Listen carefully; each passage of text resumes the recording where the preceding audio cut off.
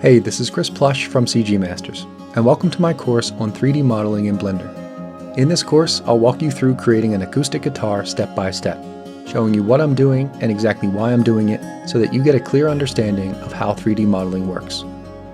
Blender is powerful and free, so it's perfect for anyone interested in learning 3D. I've been using Blender for more than 20 years, and my goal is to help you understand it as well as I do.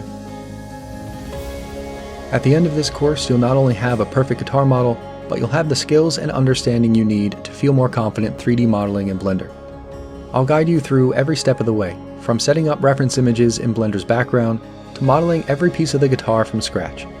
You'll learn all of the necessary tools, including using modifiers, which are essential tools for efficient and effective workflows. So whether you're a beginner in Blender or even 3D in general, or even if you're a more advanced user, this is a fun project for anyone. So check out the preview lectures and the course description to learn more, and I hope to see you in the course.